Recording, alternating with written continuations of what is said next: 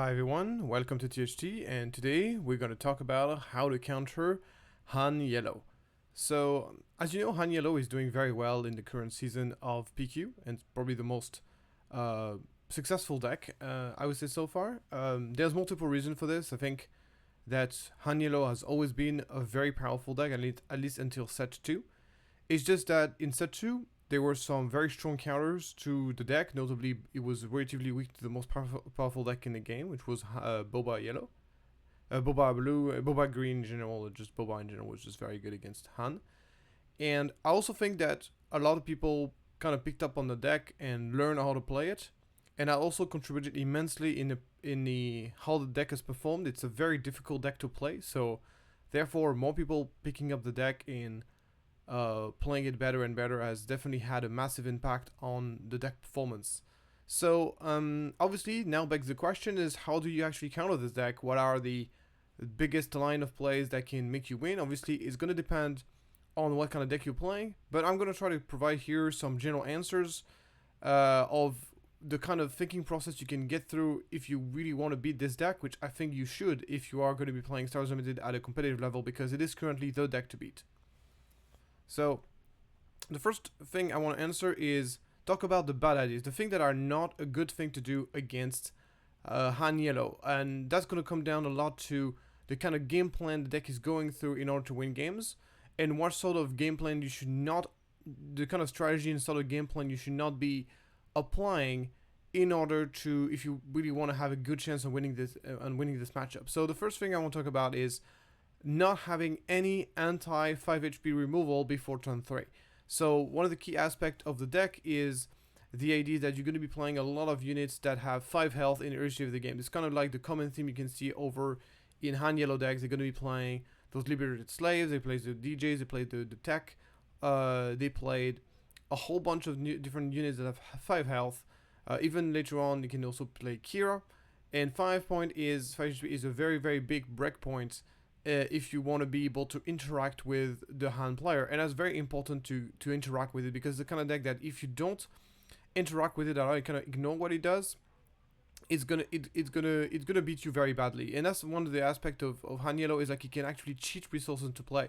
He can actually get more resources than the other players can thanks to Han's ability. So the cost of this is obviously the card disadvantage. You're making card advantage in order to put threats earlier in the game.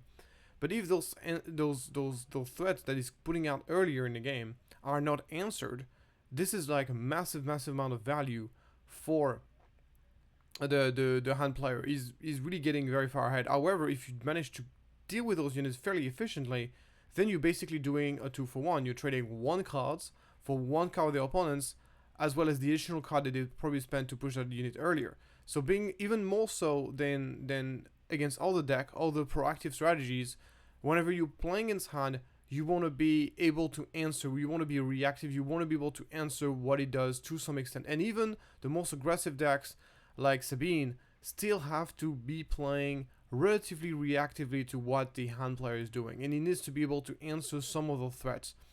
One of the biggest threats that happens in before turn 3, which is the one I'm referring to in this slide, is the tech DJ combo. The opponent goes like, if your opponent knows that you have no way to deal with his units, or if you're playing in such a way that makes it very obvious that you don't have a removal for 5 HP units in the first 3 turns of the game, then the hand player can very simply just go, oh yeah, well, turn 1 play anything, turn 2 tech, turn 3 DJ, and because the DJ cost in smuggle costs 5, but if you're using Han's ability, you can actually smuggle it as early, one turn earlier, so as early as, so on 4 resources, so that would be on turn 3, which allows you to effectively just steal your resource, and that can happen before you get to deploy your leader, which is very, very, very terrible for you. So obviously that's not good against everything, and there's going to be different threats against, but generally speaking, especially if you're playing like a control deck,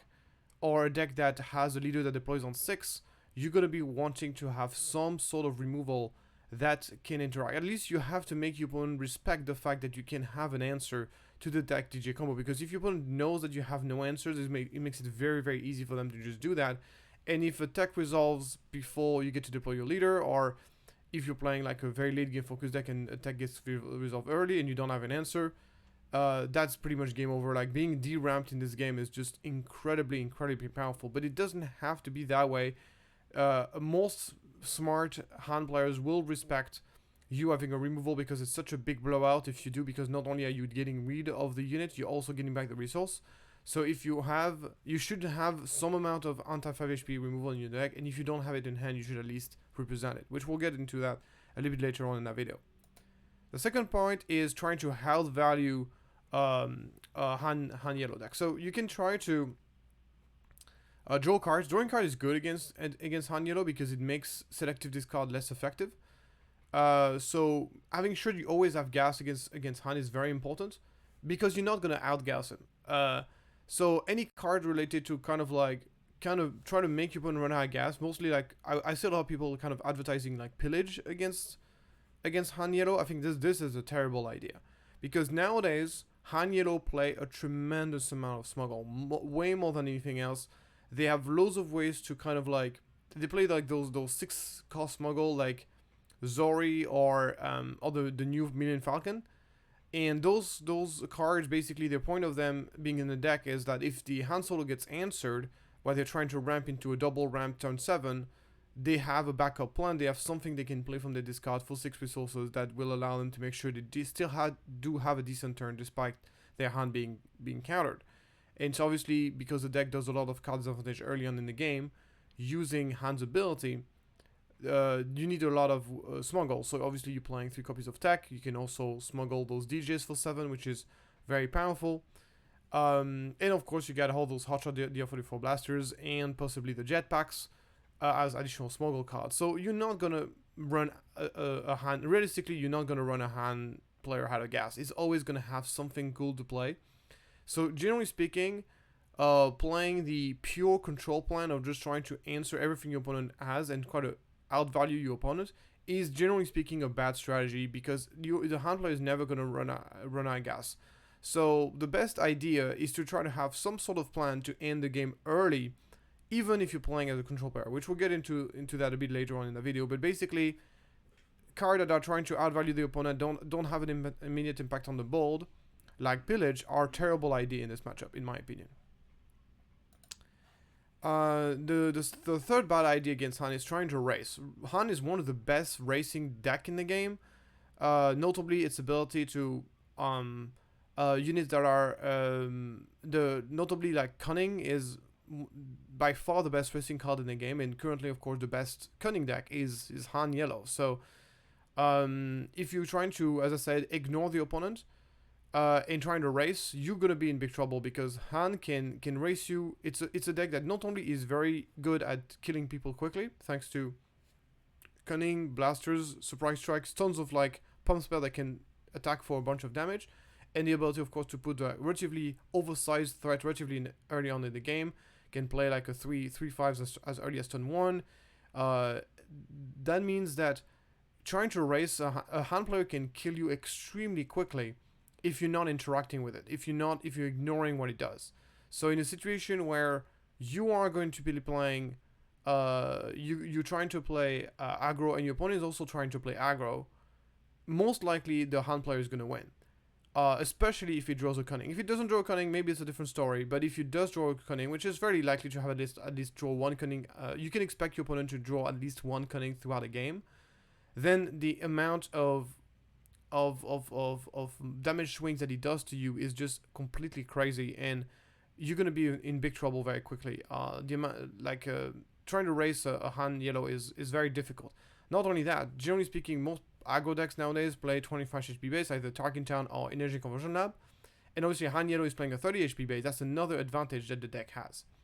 Another big thing is that Han really relies on large units, and so he can deal damage, a very huge chunk of damage, with very few units. And that means that the deck is very action efficient in terms of damage output. So generally speaking, in order to deal a lot of damage, Sabine will have to rely on multiple units. I mean, sometimes you can swing with a big Poe and Wrecker, but most of the time those get answered, and usually what you're going to be attacking with are multiple like Sabine leader, then Naewing. So it's going to rely on multiple actions to actually deal big chunk of damage.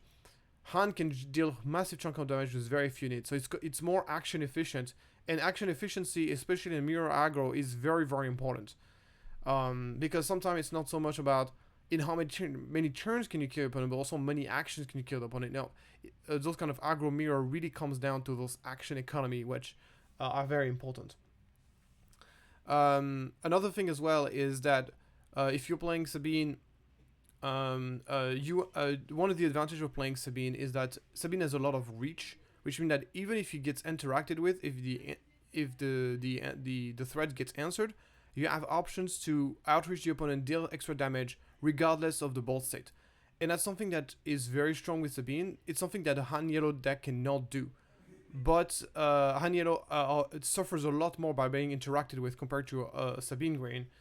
Sabine, even if you interact with it, can still kill you with Sabine's ability for cause I believe in. While a Han Yellow deck that gets answered doesn't have that many ways to deal high damage. So if you manage to keep the board clean and interact with your opponent whenever you're playing against Han Yellow, there's not much you can do to deal you high damage. Also, maybe like a Falcon, that's pretty much the only thing he has.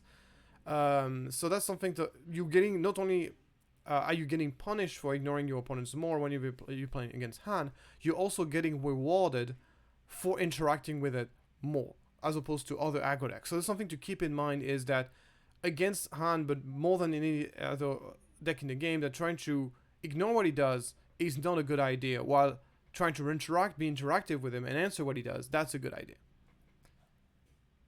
Next point is trying to land any threat that costs more than 3 and doesn't have an immediate impact on the game.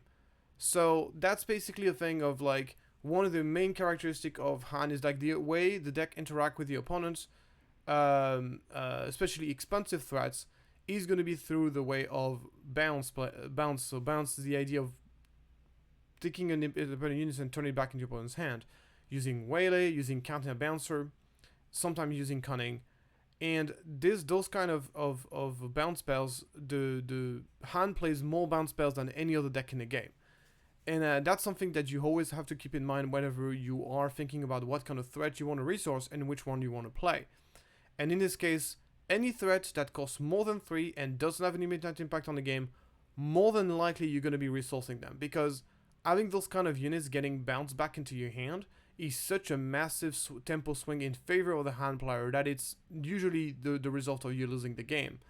So good example for this is, for example, cards like Obi-Wan Kenobi. As most of the time this card has immediate impact, right, because he comes to play and he just blocks the board thanks to the Sentinel. But here's the thing, your opponent can very easily bounce it, and therefore the unit has no lasting impact. The Sentinel doesn't matter anymore, and you simply just trade it like a 3 resource your opponent spent on a Waylay, and you get a 6 resource back into your hand. That feels extremely bad, and now from that point on you're very far behind. So anything that costs more than 3 resources, even something as small as a Cunning deck, having a card like this, you spend an entire turn playing it and it just gets bounced by Cunning, that just is a super big blow. So whenever you have those kind of cards, you want to resource them as often as possible, and you want to avoid playing them unless you really don't have another option, because they're just such a massive tempo swing in favor of your opponent, and your opponent is very reliably going to have some sort of bounce, because we're talking once again about someone who plays 9 bounce spells, sometimes even more, in his main deck, which is just very very bad. So whenever you are thinking about playing a card deck, always think about, what if this get bounce? What if this gets bounce? And if you don't have, if you get bounce, you're very far behind, that's usually not a card you should be playing. So now let's goes into the good ideas, the thing that are a good thing to do whenever you're playing Han, that's going to make you easier to win. One of the thing about Han is that it just deals damage with a big chunks of damage, using Surprise Strike on Han, Surprise Strike on, like, it's gonna do like chunks of 6, 7, 8, 9 damage all at once, using the buff spells that he has with the DR44 blasters, the Surprise Strikes, the Cunnings, and those relatively large units like Han units, Enfys Nest, even a Plo Koon, like that kind of thing. So one of the ways you win against Han is by avoiding taking those massive chunks of damage. And the two most effective way, in my opinion, one of the cost efficient way to do that is to basically kind of block the ball with some sentinels. So obviously, we already see the problem with big sentinels like Obi-Wan is like they get bounce. So what you want to have cheaper sentinels, sentinels that are relatively cheap into play, but still basically have shield on them. Because obviously, if you get into like a 3-3 for 3, like for example, something like a Phase 3 Dark Trooper, those are not great because they do trade very poorly against those 3-5s, which we know Han has plenty of. If you're playing something that has like Gamer Moran Retainer, the 3-2 that trades very poorly with those 2-2 shielded, which the Han player also has plenty of. So you need to think about the kind of sentinels that do very well against Han. And in my opinion, one of the best sentinel is going to be those shielded sentinel like Village Protector, which are incredibly annoying to deal with because they will block multiple units. They will block those massive chunk of damage, regardless on how big they are, and they will not. They will trade efficiently in those 2-2 shielded or like the 3-5s, which is so they're really really good. Or another example would be like a pack sentinels that you shield with Akira. All those kind of like cheap sentinels that you can shield are excellent cards against Han. So if you're playing a Luke and you can put like a Village Protector and you can give an additional shield to a Village Protector, that's also another very effective way.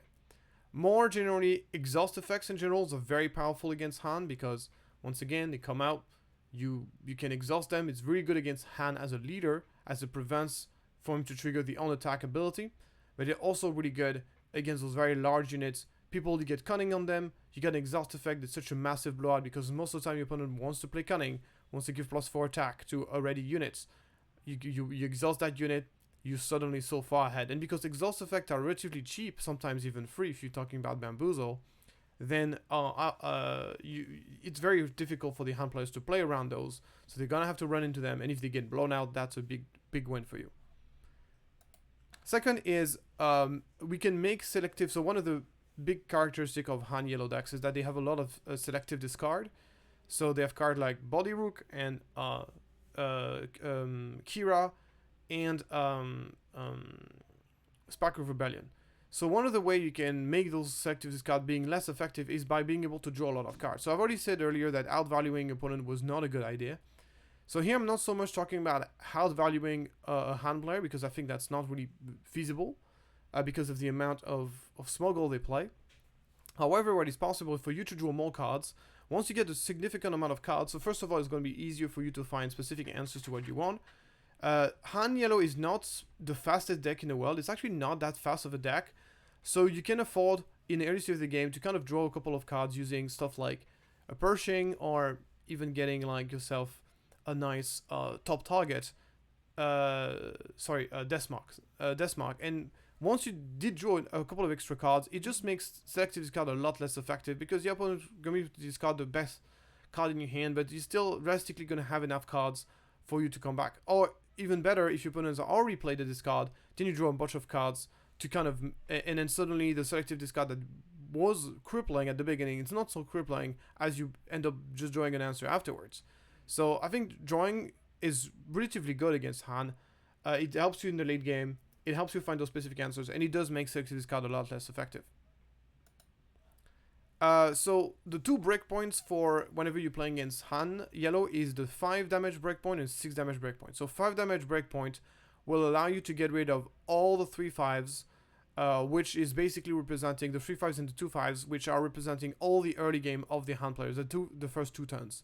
Beyond the first 2 turns, you want to have cards that are able to deal 6 damage on the ground, especially on the ground. So that's another breakpoint you have, and this allows you to basically, you want to use this to deal with the Han as a leader. You want to deal with obviously the Plo Koon when they do play that, the Han unit, yeah, that's gonna answer most of the vast majority of the unit. I think the only unit that has more than 6 health in the Han player in the Han deck is going to be Handfist Nest, but everything else has 6 health. So those are like the true breakpoints that are important to identify and kind of build your deck around this, or at least build your hands around this. Therefore, anything that can deal this all damage all at once is very big, whether it's by the units themselves or just by using buff spells, like for example Surprise Strike, DF44 blasters, or even something like an heroic sacrifice also works out. One of the important things to note whenever you're playing against Han is like, obviously Han is a very adaptive deck. It's a deck that is able to adapt itself to situations. Therefore, whenever your opponent has, like, let's say it has the tech DJ combo, he has the combo with him, right? If you do have, and sometimes you're not gonna have the answer, but the Han player is not forced to play into that combo. Usually he has multiple options of things he can play, and a Han player will try to think about your behavior and will try to adapt to it. So let's say he wants to go for this Han DJ combo, and you got no answers. One of the good thing in this case would be like, you know opponent is going DJ, is to try to fake an answer, fake like the fact that you have an answer.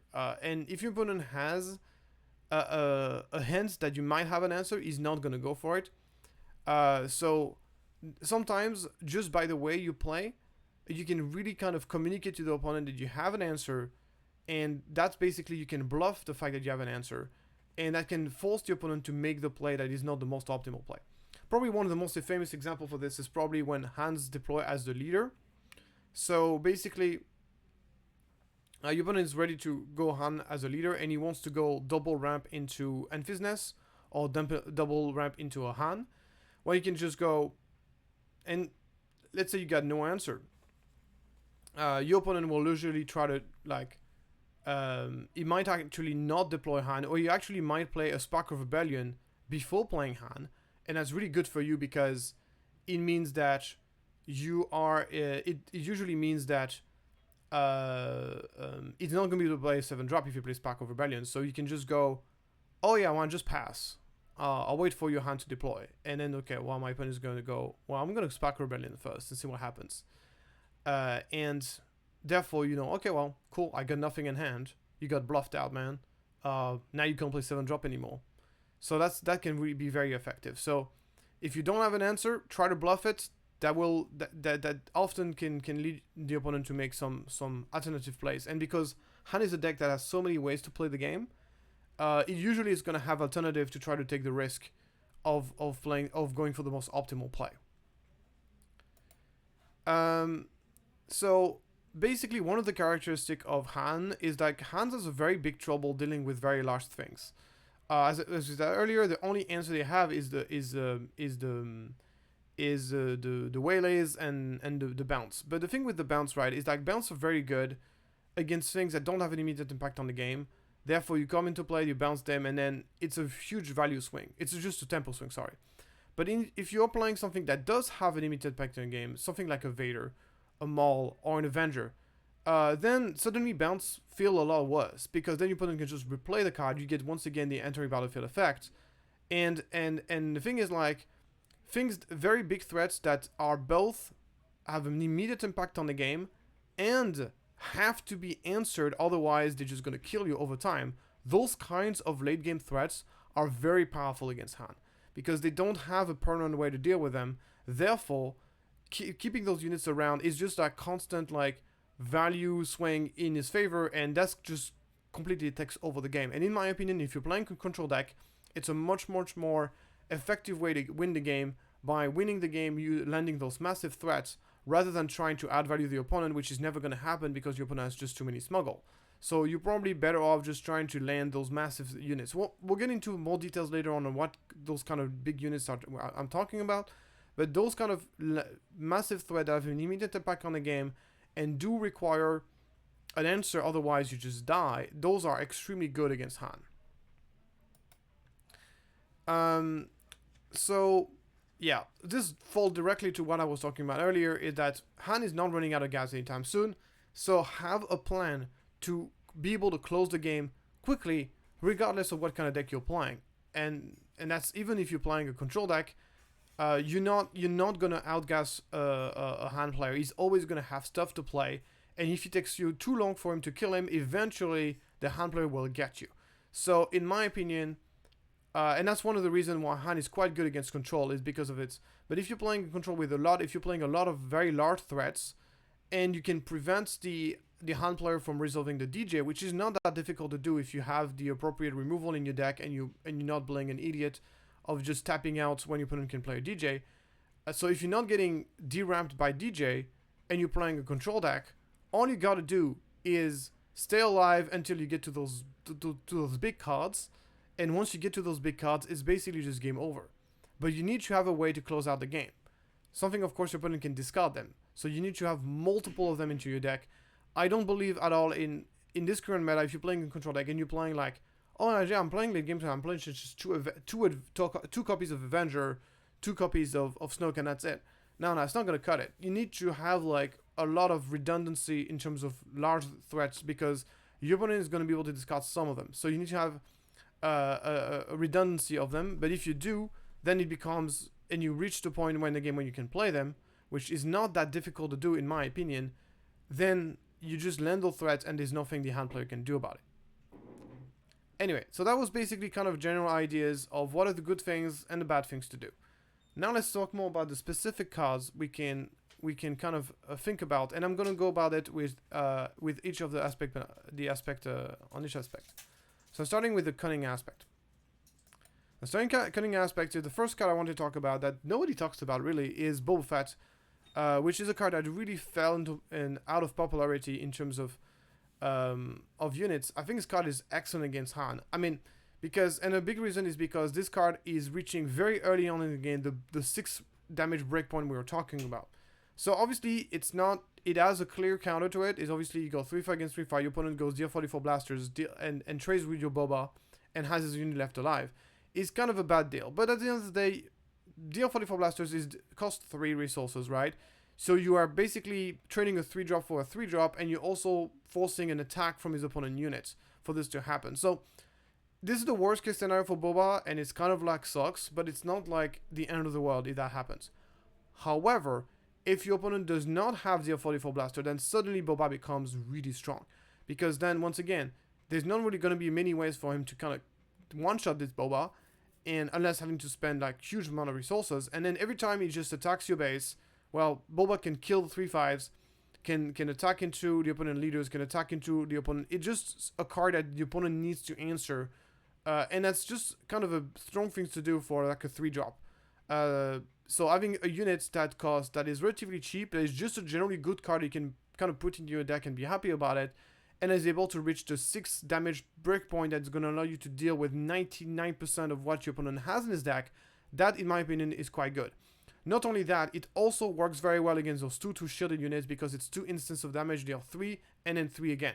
So Boba does deal with those 2 shielded units very well as well.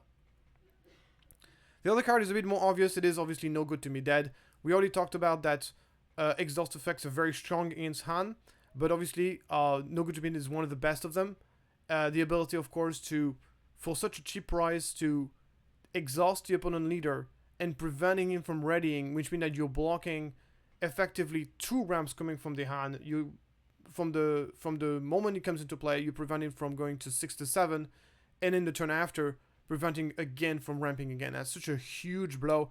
No Good to Me Dead has been one of the strongest cards against Han for a very long time. It's really strong against any very large units that is able to deal those large chunk of damage. It's an excellent answer to Cunning. Your opponent can go +4 attack on his big units as unit get No Good to Be Dead. It is very much game over. It's such a massive swing and so cheap. Just a generally strong card. In my opinion, if you're playing in this environment, in this meta, if you're playing yellow-black and you're not playing 3 copies of No Good to Me Dead in your 60 cards, I think you're doing it wrong. I think you should play at least a main deck on sideboard, 3 copies of No Good to Me Dead, probably 2 main deck, 1 sideboard is probably the most I would advise, depending on how it goes, or 3 in a main deck, something like that, is something that is very, very important in the current meta, in my opinion. Then we got Syndicate Lackeys. So Syndicate Lackeys is a kind of tricky one because it comes into play a little bit late as usually it's going to come down to your opponent. Usually, as I said earlier, you want to have a way to kill Tech or DJ, all the 3-5s, basically on the first 3 turns of the game. And Syndicate Lackeys comes out on turn 4. So he's a little bit late to the party. But if you're able to ramp into him, then he's amazing. Because you're talking about something that kills all those 3-5s, so you reach the 5 damage breakpoint and stays alive behind it putting down a threat. That is just really, really good. So especially if you're playing into ramp, I think even if you don't ramp, I still think Senegalaki is kind of a decent card against Han. But especially if you have some sort of way to ramp, Senegalaki is an excellent, excellent card. Next, we got Surprise Strike. Surprise Strike is very good for Han for two reasons. The first reason is, once again, reach those important like 5 to 6 breakpoints. If you play this on something that has 3 attack, which is the vast majority of cards in Star Wars Limited have 3 attacks, you can one-shot a hand. So yes, usually that means doing a 2-for-1, but that's okay, because one-shotting a hand can be an absolute game-winning move. And so it's a very flexible card that allows you to basically use as a cheap removal that allows you to reach those very important breakpoints, to get rid of those very important units. And it also can be used on the opponent's base to close out the game and to kind of like, because as I said earlier, it comes down to you have to be able to, interacting with your opponents in those key moments is very important, but it is also important to be able to close out the game quickly once you get the advantage. So the strategy against Han, and it's kind of the same in every deck, is be interactive, answer the things that are important to answer, and then close out the game quickly. That's kind of like the general gist of playing against Han, almost regardless of the deck you're playing, is answer the threats, then kill the opponent quickly. And that's not something that's easy to do, but most decks are able to do it, and Surprise Strike really helps with that.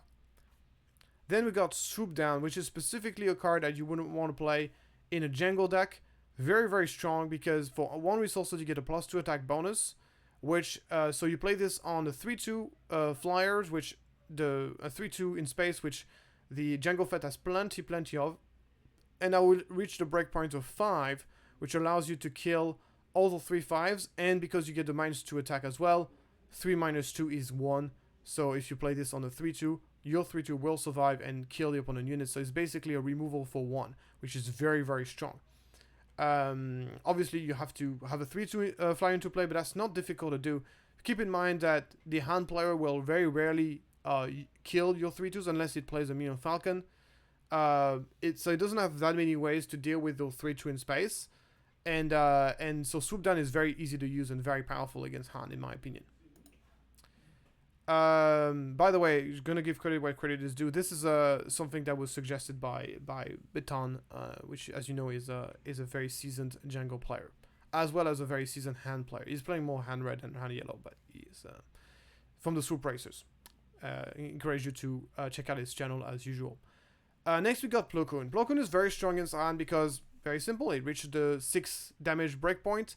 That's obviously assuming that you can play a deck and can consistently get the coordinate. One of the easiest way to get coordinate with Plo Koon is to get a leader that deploys on 5. So you get your leader deploy, and then you can start playing Plo Koon, and usually you get 3 units for that point. You just need to have an already units on the board. One of the things is that Han Yellow is not good at keeping very wide board under control. So you can go wide against Han relatively easily, and there's not much he's going to be able to do about it, unless you start to play very under control mode.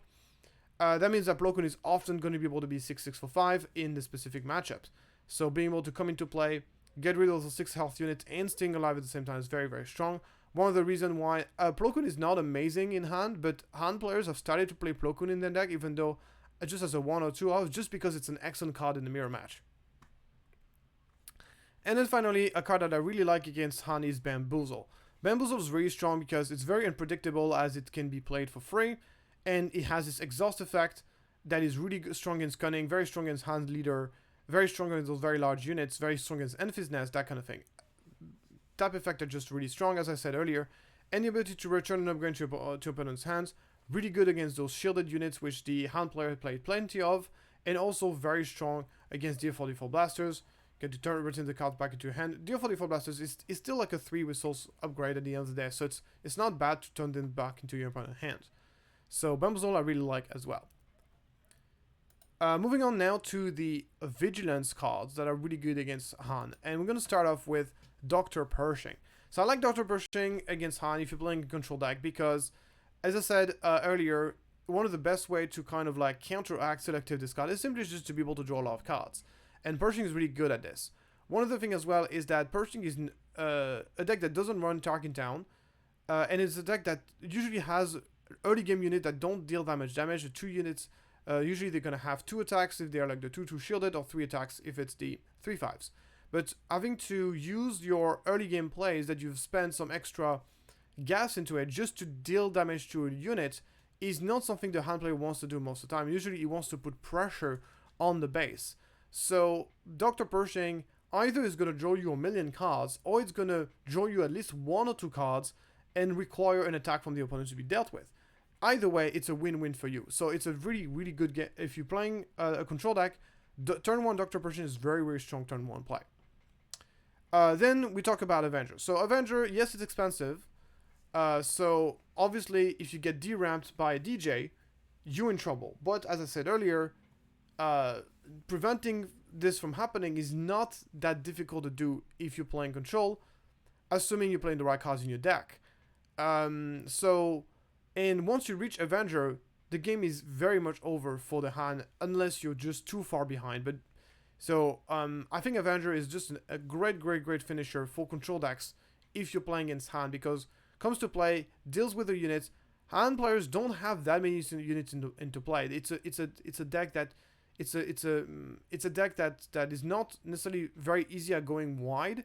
So the removal part of the Avenger is very relevant, and obviously it's one of those cards where you get bounced. Well, I get to play Avenger again, kill another unit, or if it doesn't get bounced, then the game is over because it's just attack your base, going to kill your base very quickly and kill your units every time it attacks. Either way, it's a very bad deal for your opponents. So I think Avenger is very strong. It's a very, very good top-ender against Han, generally speaking. Next, we talk about Village Protector. Village Protector is very, very strong. Early on in the game at kind of blocking the hand player. It's really good for in the mid portion of the game at basically blocking those Han units, cannot ambush into the important targets. It's really annoying to deal with for Han, because Han has no way to ping really the shield. So like shielded sentinels, generally speaking, are very strong, especially the cheap one that don't get easily bounced. That, yeah, okay, you can bounce the Village Protector, but that's not really good value. I'm just going to replay it. It's relatively cheap units. So Village Protector is very strong against Han, generally speaking. Moving on, we got Takedown. Takedown is one of the best removal against Han, because it reaches obviously this 5 health breakpoints that we talked about so many times earlier. And it comes into play as early as turn 3, which is the perfect timing for this to come out. It gets rid of Tech, it gets rid of DJ. Most of the time when people playing Spark, plays the Bodhi Rook, is going to try to get rid of those, because those, they know they will break his game plan so well. So Takedown, I think in this meta, you have to be, if you're playing blue, you have to be playing 3 takedowns in your main deck. It's too important of a card. It's also very good against Sabine. There's no reason to not play 3 copies of Takedown. In my opinion, playing blue is too strong in the current meta.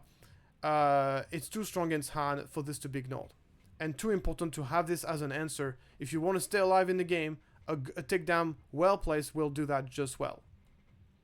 Then we got Perilous Position. Perilous Position is great for 2 reasons. The first reason is that it gets rid of all those 2/2 shielded units that are very annoying. The second reason is because it's an exhaust effect. As we said earlier, we said exhaust effects are very strong against Han. Perilous Position is one of the best exhaust effects you can ever have, and it does the job very well. You place this, of course, in opponent leaders, become very vulnerable, and get stabbed down, don't get to have these extra resources, and it works really well against also, of course, Han as a unit as well. Also really good against Amphisnas, makes it render Amphisnas basically useless once Perilous Position has been used on it. So this card is very good, and there's no, Han don't get rid of upgrades really, so it's just an amazing card in my opinion. Then we got Luke Skywalker. Luke Skywalker is very strong against Han because it does everything you ever want. It has an immediate impact on the game. The -6/-6, as we talked about earlier, is a massive breakpoint for Han. Get rid of almost anything. And not only that, you get yourself a 6/7 for 7. Get bounced, that's fine. You roleplay it again, or you do the -6/-6 again. If you do not get bounced, if you don't get bounced, then you basically have a 6/7, so 7 health. Very hard for the Han player to deal with, because obviously Han as a unit cannot kill it. So basically anything that has more than 6 health is very, very difficult for Han to kill permanently. I mean, obviously you can also like D44 blasters into Han, that kind of thing, but it's still going to be very difficult. And if the unit stays alive, then he just wins the game, because we're talking about something that deals 6 damage when it attacks, and he also restores as well. Just so incredibly strong. Luke Skywalker, of course, a no-brainer, auto include in any white blue deck. So I'm not kind of, you're probably not discovering anything.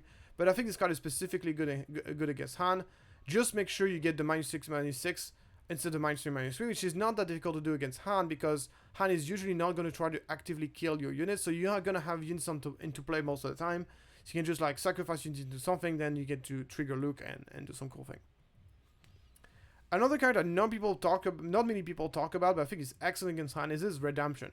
So Redemption, Han player is a deck that is, at the end of the day, an aggressive deck. It is a tempo aggressive deck.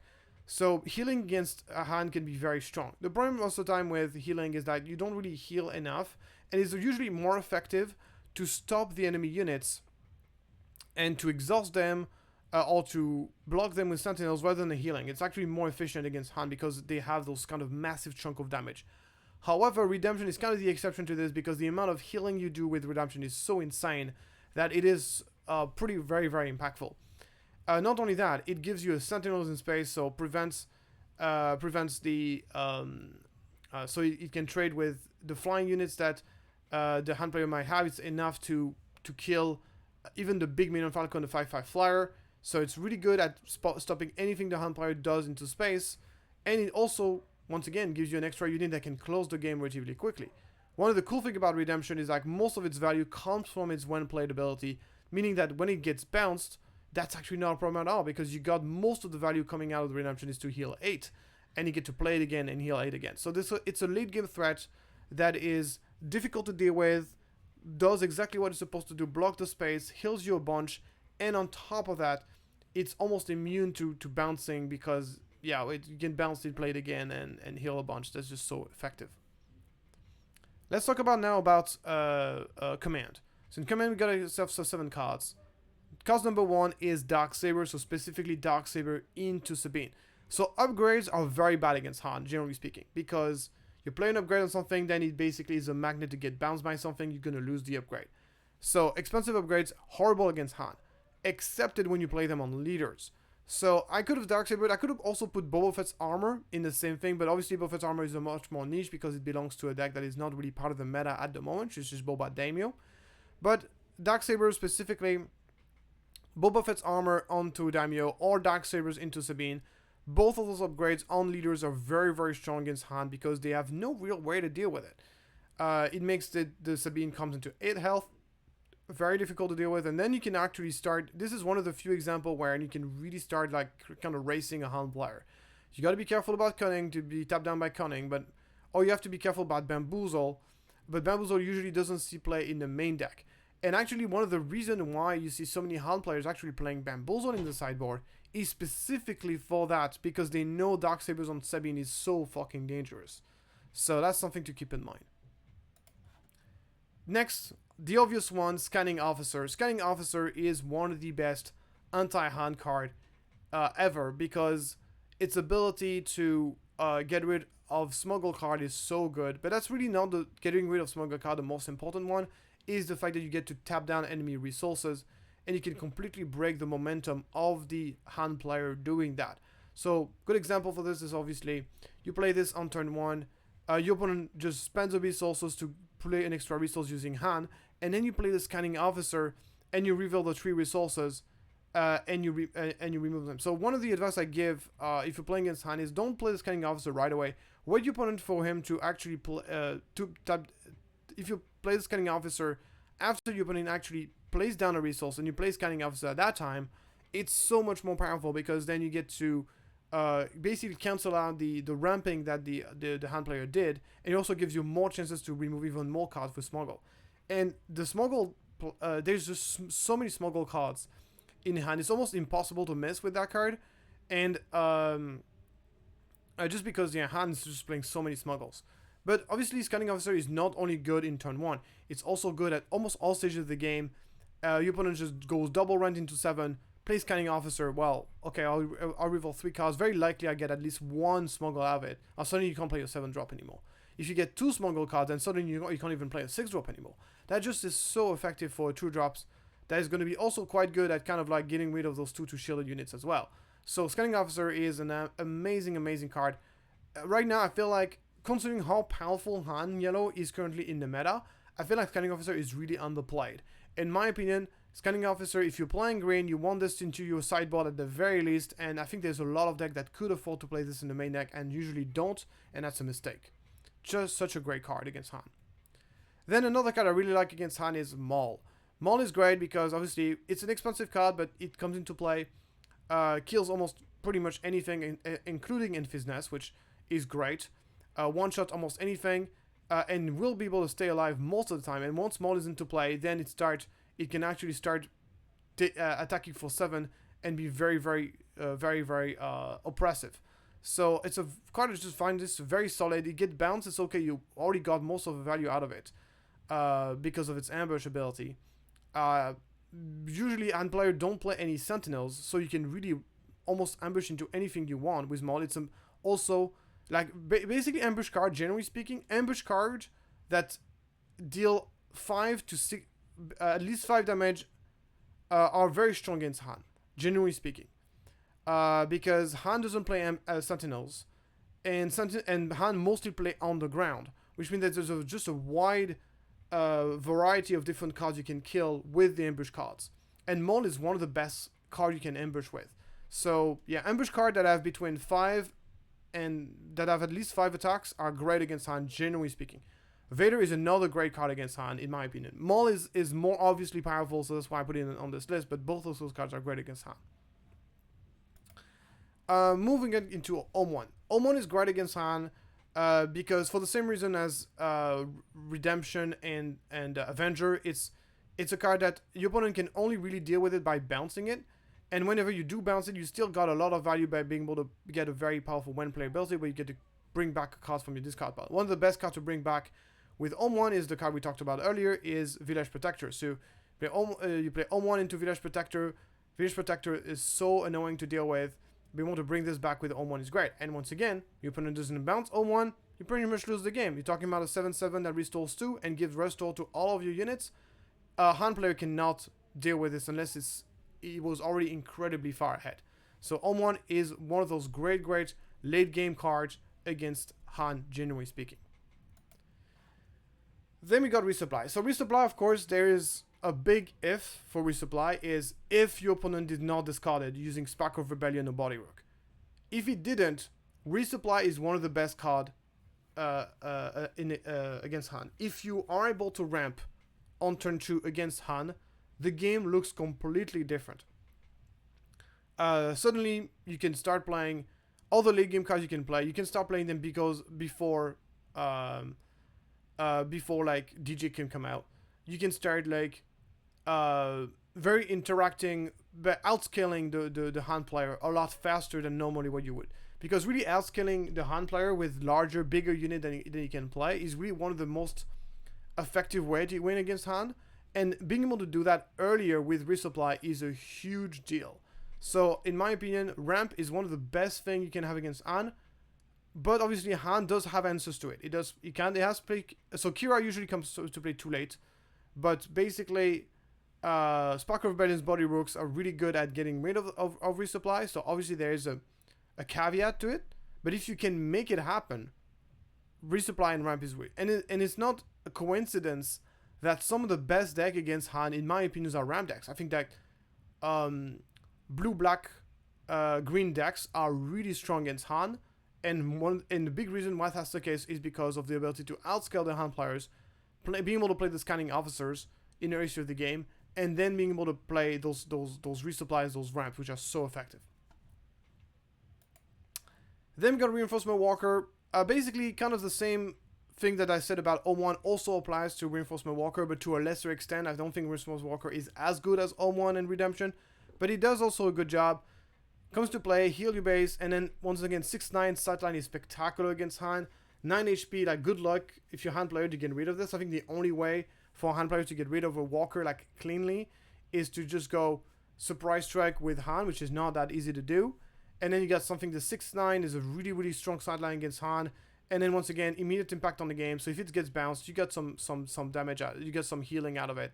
So in this case, the bounce definitely feels a lot worse on the Walker than it does on a Redemption, but it's still, I think, a pretty decent card against Han, in my opinion. And then I'll talk about Traitorous. I love Traitor against Han. Han plays a lot of very strong 3-drops that are very, very good to steal. So you'll be able to steal a tech, you'll be able to steal a DJ, like even like a liberated slave. All those cards are just excellent card to steal. Don't steal Million Falcon. Your opponent who's just going to bounce it back into his opponent in his. I mean, you can steal a Falcon as well, but just be careful that you're going to have to pay the Falcon tax for the next few turns. But that's something you can do as well. The only answers that Han has against Traitors is basically bounce, so he can basically bounce the card that was stolen in order to get the card back in his own hand. But that's still a massive, massive tempo swing. I have loads of experience playing Traitors against Boba, and every time I get to steal a 7th defender and my opponent just play like a Waylay on that 7th defender, I was feeling like the happiest man in the world. It feels like you played, especially if you play green, normally Waylays are pretty strong against green, generally speaking. If someone plays a Waylay against like a unit that goes stolen, that's like a pretty big deal. It's really, really strong. Traitorous comes with the same caveat as that I have with Lucky, is that Traitorous is very strong if you are able to ramp, if you get able to resupply. So keep that in mind. If you're playing Traitorous, that's good, but you need to play ramp. Like, you really need to be able to ramp. And if you are able to ramp, then Traitorous becomes an amazing, amazing card. If you're not able to ramp, it's a different story, though, because it comes a little bit too late. But it's still a very strong card. So I really like Traitorous. If you're playing ramp, good chances you want to play a couple of Traitorous. Your opponent doesn't have any anti-upgrades in his main deck. Probably not in sideboard either. The best thing he's going to be able to do is bounce his own card, which feels great for you. So I think Traitorous is great. Last but not least, we got, of course, our aggression. So what do we like in aggression? We like, of course, DL44 Blaster. I know it's more of a yellow card is a red card. Actually, it's completely a yellow card. But anyway, I put it in there in red. Call me an idiot. I don't care. This is yellow card, whatever. But yeah, DL44 Blaster is great against Han because it gives you a much more options into breaking into that 5 to 6 health kind of realm that allows you to one-shot the opponent unit, which, as we said earlier, is very, very important whenever you play against Han. Being able to be interactive, being able to interact with your opponent. Moving on, we got Wrecker. Well, Wrecker is great against Han because, obviously, if you can get to Wrecker ECL and you go ECL Wrecker and Wrecker just one-shot the opponent leader, and then you destroy a base, and then you destroy a resource, and then you can kill a 3/5s alongside it. That's like that's a game-ending move. It's like you have a massive threat on the board. You've dealt with 2 of the most important units that your opponent has on his board. You basically win the game. So that's obviously you need to get to 6 resources for this to happen, and usually the Sabine player is under a lot of pressure to use his ECL early on in the game in this matchup. So it is something that really happens in kind of those ideal kind of Christmas land scenarios, but it does happen though. Another thing with Wrecker is like Wrecker doesn't need ECL to be good in this matchup. Just the idea of this coming into play, removing resources, killing a 5 health unit, and leaving a 7/6 on the board, that is already very, very strong play against Han most of the time. Assuming Han does not go into Han units and just kill the Wrecker.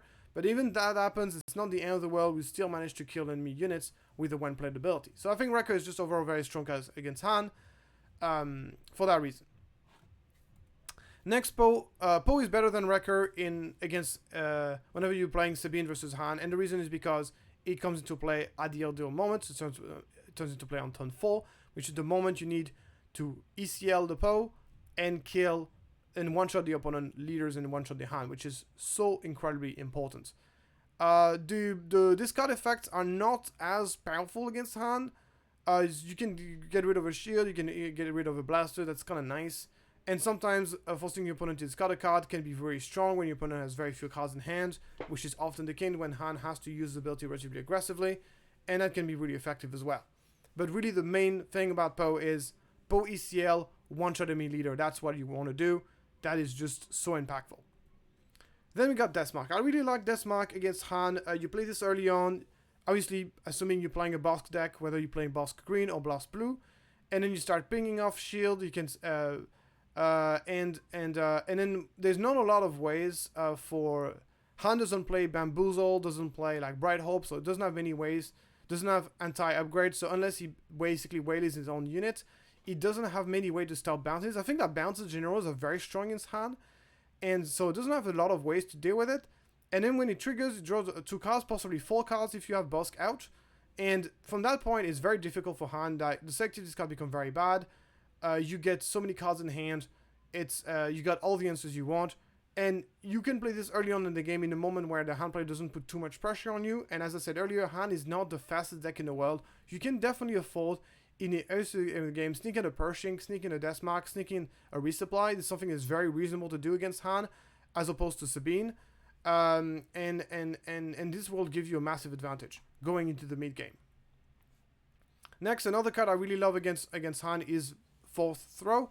As we said earlier, Han loves to basically get into ramp and has very few cards in hand, and usually he's going to keep the expensive cards in hand. So the classical, I go ramp, I use Han, then I deploy Han, then attack Han, I get to go from 5 to 7. That kind of play gets shut down by 4th throw so hard. You 4th throw your opponent has 7 drop in hand, the 7 drop gets discarded, kills the Han. This is just a blowout. This is basically kind of a game ending move. Obviously your opponent still have smuggles and stuff, but it's still like a massive swing. Keep in mind, of course, smuggles are not as efficient of units as regular units, so already forcing your opponent to play a smuggle instead of playing a regular unit is already a big deal. And because it's so cheap, it's because you're having impact on the board, it's completely okay to do. As opposed to Pillage, for example, which is far more expensive and also does no impact on the board itself, while 4th throw does. And that's why 4th throw is great against Han and Pillage not so much. Another thing with 4th throw is that 4th throwing yourself against Han is very strong once again. It's very hard for your opponent to get to play around this because it's a 1 cost card. Obviously, you need to have a 4th unit in play. But then you go 4th throw, you own like 6 health units to one-shot a Han is such a big blowout as well. And it's much easier to do because it's under your control. It's basically about what you are doing. So 4th throw, generally speaking, very strong cards against Han in my opinion, for those reasons. Another card I really love against Han is Sabine. Sabine is great because she basically murders those 2/2 shielded units. So you put an opponent with 2/2 shielded and your opponent with Sabine. I'm not going to go as far as saying that you won the game, but it's such a massive like early game advantage that you have from that it is very worth it. Moving on, we got False Choke. So we started about earlier is that 5 health is a breaking point against Han, especially early on in the game. Han is able to put those 3 5s as early as turn 1. False Choke is one of the best way to deal with that. Because it's only costs 2 resources, you can do that so early on in the game. So super efficient removal. Obviously making your opponent draw a card is kind of annoying because it's going to make easier for Han to use his ability later on. But if that prevents a DJ tech combo from coming out, it is well worth it in my opinion. So Force Shock is really great at breaking down this momentum of your opponent early on in the game. And that's it. That's basically my whole video about how to counter Han. I hope you guys, obviously, I could talk about hours and hours about it, but then I would have to basically make a video specifically for each different decks. But hopefully this gives you the keys to kind of figure out, okay, try to basically, the next advice I can give you is, number 1, figure out what is your plan to beat Han. Adapt what I said and adapt it to your own specific deck. If you don't have a plan going into a tournament to deal with that, with Han, you're setting yourself for failure. You need to have a solid plan and understand what are the different elements that you can take from that video and apply it to your own deck and see what you can do. And obviously get tons and tons of playtests against Han, especially against good players. This is one of the things with Han is that with a Han player that is good with the deck and Han player that is not good with the deck, that's very different. Don't assume that you have a good matchup against Han just because you won against like a random dude. Like, make sure that this dude actually knows what he's doing, because there's such a massive difference whenever you're playing this deck against someone who knows what he's doing and someone who is not. So that's something to bear in mind. And something that's what makes sometimes a little bit difficult to train this matchup, is that it's not always easy to find players that are good with this deck. But luckily enough, there's more and more players who are figured out how this deck works, and that's the reason why it's doing so well in tournaments. Anyway, thank you so much for following that video, guys. I hope this was informative. If you got any other cards, any other idea, any other things that you think is very strong in this matchup, please add it in the comments below. It's always good information for players to watch the video, and then they can watch they can read the comments, and they can. I will try to pin additional ideas and stuff, so they can have additional opinions from the community themselves. So thank you so much for following the video. If you like that kind of video, please like and subscribe. I'm so sorry for any possible background noise that might have occurred during that video. I'm currently in the Philippines, so I'm not in my usual setup, and there's like the streets is on fire. There's like loads of things happening, so it's kind of cool, but it might have some you might have heard some things. So hopefully everything is fine, and I'll see you next time.